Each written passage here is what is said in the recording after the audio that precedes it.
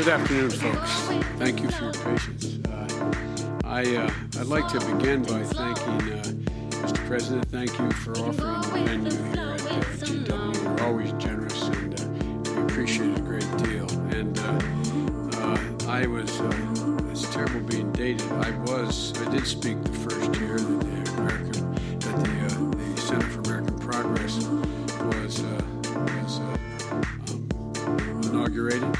And here I'm speaking the 10th anniversary, and the amazing thing is they're still going. They're having me speak there first. But Nira, thank you. We miss you. And Rich, thank you as well. And to the ambassadors, thank you very much. I'm honored that you took the time. Today, I want to talk to you about why and how we are pursuing our announced policy of elevating engagement in the Asia Pacific, and where we believe that policy is headed. When President Obama and I came to office, to state the obvious, we inherited 2 wars, and it was costing us blood and treasure and time. And we knew we had to end both those wars responsibly. We've done that in Iraq, and we're doing that as I speak in Afghanistan. We'll obviously continue to be engaged in both places, and of course we'll continue to take the fight to Al-Qaeda and its affiliates there or wherever they are. But winding down those 2 wars has allowed us to turn to the opportunities that reflect the realities of a fast-changing world. We ask ourselves 2 things in the review of how to proceed.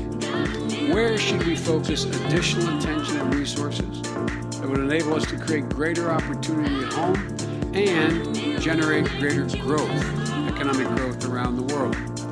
And where must we make strategic investments that are required to enhance not only our security, but global stability? Both, I say to the ambassadors, both pointed to the Asia Pacific. In terms of economic, the Asia Pacific region, stretching from India to the Pacific nations of the Americas, is home to a middle class of about 1 billion people. Some of the fastest growing growth rates in the world are within that region. Emerging markets whose choices will shape the character of the entire global economy are within that purview. So we reached out. We reached out to deepen economic ties and promote open markets and a rule-based competition for the 21st century. We finished a free trade agreement with South Korea, as well as deals with Panama and Colombia. We launched negotiations on a new Trans-Pacific partnership that will connect diverse economies as diverse as Singapore and Peru. We worked toward a more constructive economic relationship with China, including through the Strategic Economic Dialogue. And I opened the 5th round of that dialogue just last week. In terms of security, we undertook a major strategic review at the Defense Department and with our security personnel, and how to assess our global posture and where do we need to evolve to match the moment. In the Asian Pacific, we saw a region of remarkable promise, but also genuine uncertainty and political risk. Many nations have experienced rapid economic transformation that has fundamentally created a new dynamic, rising ambitions and rising tensions. But the rules and norms that can provide predictability to deal with both those changes, the order needed, remain incomplete. We are focused on the risks of disruption of commerce, proliferation, human disasters, conflict between nations, and the persistent threat posed by North Korea. So we set about doing several things. First of all, strengthening our alliances, deepening security partnerships, and investing like never before in regional institutions to help manage disputes peacefully. President Obama adopted a new defense strategic guidance endorsed by the Joint Chiefs of Staff after months of study that elevates our focus in the Asia-Pacific area. And economically and strategically, it's clear why the United States had to rebalance, to direct more resources and attention toward the Asia-Pacific region.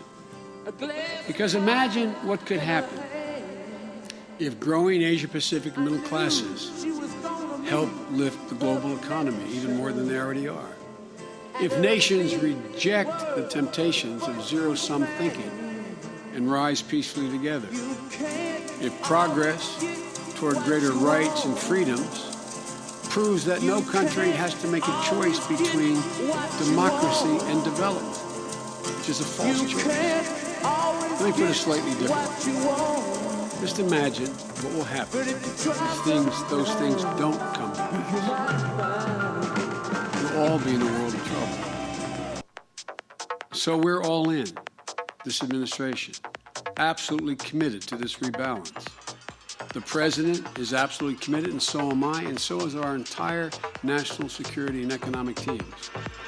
And you don't need to look any further than my own recent engagement to understand the breadth and scope of the rebalance. I'm traveling to India next week.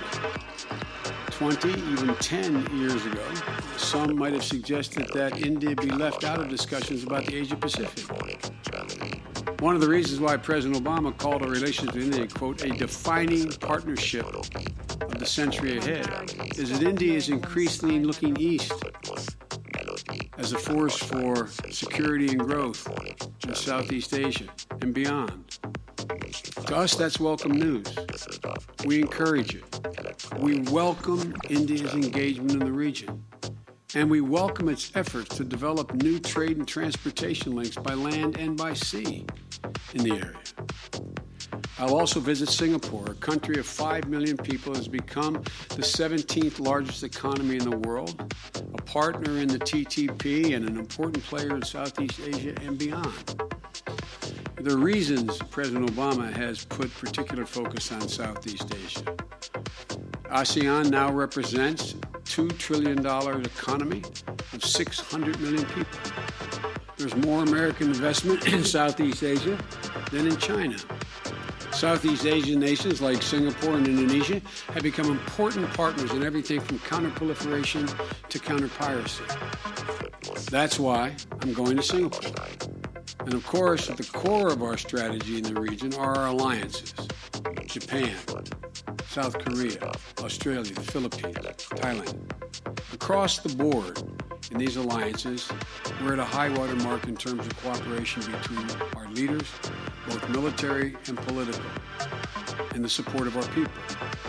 Closer to home, our intensified engagement within the Western Hemisphere is also part, not just parallel to, our overall rebalancing policy. You see that very concretely in the Trans-Pacific Partnership, which includes 5 countries in the Western Hemisphere. You can also see it in the initiatives within the hemisphere, like the Alliance for the Pacific, a group of free market-oriented countries that are integrating their economies and looking west for trade and investment. As I said in a speech not long ago,